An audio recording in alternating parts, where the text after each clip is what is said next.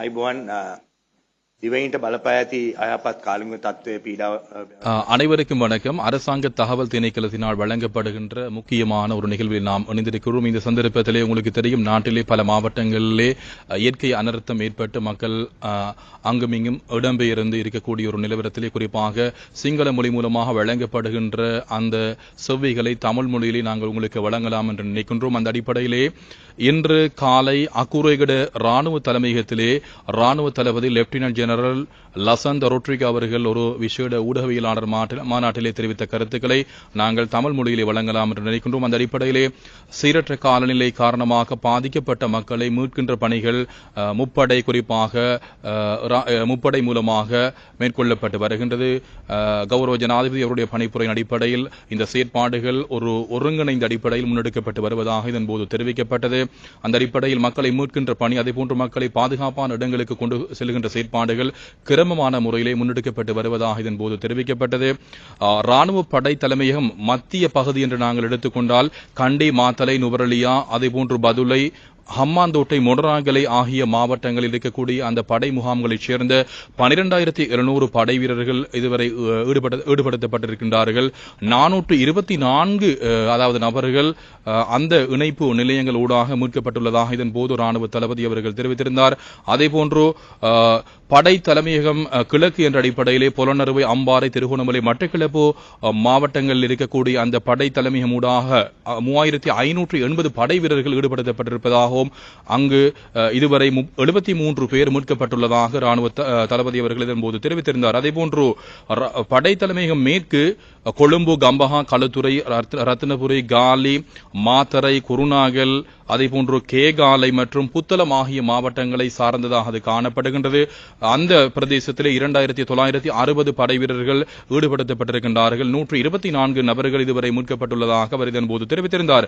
அதேபோன்று படை தலைமையம் வடக்கு அல்லது வவுனியா என்று நாங்கள் குறிப்பிடுகின்ற சந்தர்ப்பத்திலே முல்லைத்தீவு, வவுனியா, மன்னார், அனுராதபுரம் ஆகிய மாவட்டங்களில் இருக்கக்கூடிய அந்த படை தலைமையம் ஊடாக 3,100 படை வீரர்கள் தற்பொழுது ஈடுபடுத்தப்பட்டுள்ளதாகவும் 530 நபர்கள் மீட்கப்பட்டுள்ளதாக இதன்போது ராணுவ தளபதி அவர்கள் மேலும் தெரிவித்திருந்தார். அதேபோன்று ஒட்டுமொத்தமாக 22,400 படை வீரர்கள் இந்த செயற்பாட்டிலே மக்களை பாதுகாக்கின்ற அல்லது மீட்பு பணிகளில் ஈடுபடுத்தப்பட்டிருக்கின்றார்கள். இதுவரை 1,151 நபர்கள் பாதுகாப்பான முறையில் மீட்கப்பட்டுள்ளதாக குறிப்பிடப்பட்டிருந்தது. அதேபோன்று இந்த மீட்பு பணிகளுக்கு புறம்பாக இலங்கை ராணுவத்தினர், அதேபோன்று முப்படையினர் குறிப்பாக வீதிகளுடைய செயற்பாடுகளை திருத்தம் செய்தல் அல்லது இற்றை நிலைக்கு உட்படுத்துதல் மற்றும் குளக்கட்டு, நீர்ப்பாசனம் சார்ந்த விடயங்கள் பலவற்றில் அவர்கள் ஈடுபடுத்தப்பட்டுள்ளதாகவும் இதன்போது அவர் மேலும் தெரிவித்திருந்தார். அதேபோன்று தற்போது மேல் மாகாணத்திலே கலனிகங்கையினுடைய கீழ் பிரதேசத்தில் இருக்கக்கூடிய மக்களுக்கு உங்களுக்கு தெரியும், அவர்கள் அபாய எச்சரிக்கை விடுக்கப்பட்டிருக்கின்றது. அந்த அடிப்படையிலே அந்த பிரதேசத்திலே மக்கள் முகங்கெடுக்கக்கூடிய இடர்பாடுகளை தவிர்ப்பதற்காக, மக்களை பாதுகாப்பதற்காக 7,900க்கு மேற்பட்ட படை வீரர்கள் நிலைப்படுத்தப்பட்டுள்ளதாக இதன்போது குறிப்பிடப்பட்டது. அதேபோன்று குறிப்பாக இந்த படை வீரர்களுக்கு மேலதிகமாக யூனிகோன், அதேபோன்று பஃபல் வாகனங்கள் 18, அதேபோன்று பிடிஆர் ரக வாகனம் 26, அதேபோன்று போட் அல்லது படகு 30 ஈடுபடுத்த தயாராக இருப்பதாக இதன்போது ராணுவ தளபதி அவர்கள் தெரிவித்திருந்தார். அதேபோன்று ஒட்டுமொத்தமாக இலங்கையினுடைய 25 மாவட்டங்களிலும் 3,73,300 பேர் இதுவரை பாதிக்கப்பட்டுள்ளதாக அல்லது இடம்பெயர்ந்துள்ளதாக குறிப்பிடப்பட்டது. குறிப்பாக பாதிக்கப்பட்டிருக்கின்றார்கள். அதிலே குறிப்பாக 488 பாதுகாப்பு மத்திய நிலையங்கள் ஏற்படுத்தப்பட்டுள்ளதாக நாடளாவிய ரீதியில் குறிப்பிட்டிருந்தார். 13,690 குடும்பங்களைச் சேர்ந்த 43,925 நபர்களுக்கான நிவாரண உதவிகள் தற்பொழுது வழங்கப்பட்டு வருவதாக இதன்போது குறிப்பிடப்பட்டது. குறிப்பாக சமைத்த உணவு அவர்களுக்கு வழங்கப்பட்டு வருகின்றது. இந்த இடைத்தங்கல் முகாம் அல்லது பாதுகாப்பு மத்திய நிலையங்கள் இருக்கக்கூடியவர்களுக்கு குறிப்பாக ராணுவத்தினர் 14 இடங்கள் ஊடாக இந்த சமைத்த உணவுகளை வழங்கி வருகின்றார்கள். ஏனைய இடங்களில் குறிப்பாக பிரதேச செயலகம் ஊடாக அந்த சமைத்த உணவுகளை விநியோகிக்கின்ற செயற்பாடு முன்னெடுக்கப்பட்டு வருகின்றது. இலங்கையினுடைய கடற்படையை பொறுத்தவரையில் அவர்கள் காத்திரமான பங்களிப்பை வழங்கி வருகின்றார்கள்.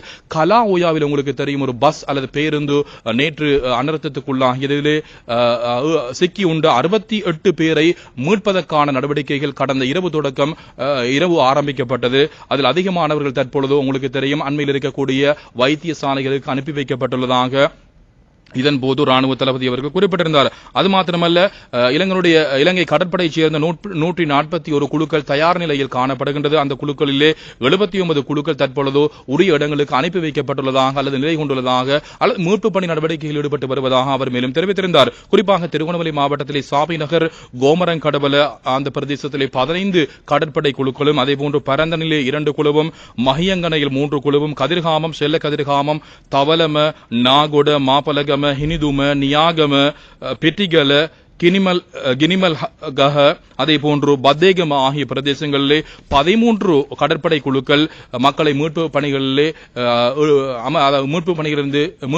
ஈடுபடுத்தப்பட்டுள்ளதாக இதன்போது குறிப்பிடப்பட்டது. வடமத்திய மாகாணத்தை பொறுத்தவரையிலே தம்புத்தேகம, இப்பலோகம, பதவி பராக்கிரமபுர, சேனபுர, ஓமந்தை, மதவாட்சி, கல்நேவ ஆகிய பகுதிகளில் 14 கடற்படை குழுக்கள் நிலை கொண்டு அந்த மீட்பு பணி நடவடிக்கைகளை மேற்கொண்டு வருகின்றது. அதேபோன்று கண்ணொருவ, கம்பளை, கட்டுகொஸ்தோட்டை, சாமவிகாரை, சிலாபம், ஆரியகம, ரத்தினபுரி, கொலன்னாவ, சீதாவக்க, திவுலப்பிட்டிய, கேகாலை மற்றும் ருவான்வெல்ல ஆகிய பிரதேசங்களில் 14 கடற்படை குழுக்கள் நிலை கொண்டு அந்த மீட்பு பணி நடவடிக்கைகளை மேற்கொண்டு வருவதாக இதன்போது தெரிவிக்கப்பட்டது.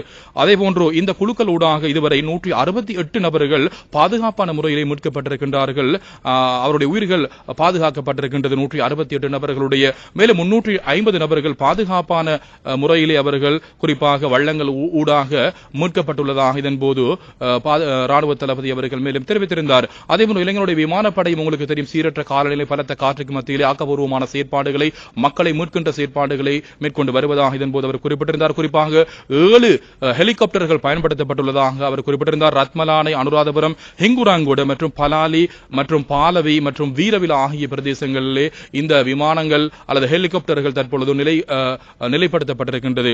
2025 11/25 தேதி தொடக்கம் 28ஆம் தேதி வரையான காலப்பகுதியிலே 2 ஹெலிகாப்டர் ஊடாக 28 அதாவது குழந்தைகள் மீட்கப்பட்டிருக்கின்றார்கள். அதே போன்று உங்களுக்கு தெரியும் அவுக்கன பிரதேசத்திலே தென்னை மரத்திலே ஒரு நபர் உண்மையிலே சிக்கொண்டிருந்தார். அவரை இலங்கை விமானப்படையினர் அதாவது ஹெலிகாப்டரை பயன்படுத்தி மீட்டிருக்கின்றார்கள். அதே போன்று மன்னம்பெட்டிய பாலத்திலே 13 பேர், அதே போன்று திய பெதும பிரதேசத்திலே 2 நபர்கள், அவ்வாறு மதவாச்சி பிரதேசத்திலே உங்களுக்கு தெரியும் சிக்குண்ட ஒரு பெண்ணையும் இலங்கை விமானப்படையினர் ஹெலிகாப்டரை பயன்படுத்தி மீட்டுள்ளதாக இதன்போது அவர் மேலே தெரிவித்திருந்தார். மொத்தமாக உங்களுக்கு தெரியும் 1666 விமானப்படை வீரர்கள் தயார் நிலையில் இருப்பதாகவும் இதன்போது அவர் மேலும் குறிப்பிட்டிருந்தார். அதேபோன்று திகன, உடதும்பர மற்றும் மகாதியுள்வ, பதுளை, தம்புத்தேகம, மாத்தலை, ஏக்கல, ரத்மலானை, பேராதனிய ஆகிய அந்த பிரதேசங்களில் உங்களுக்கு தெரியும் இலங்கை விமானப்படையினுடைய நலன்புரி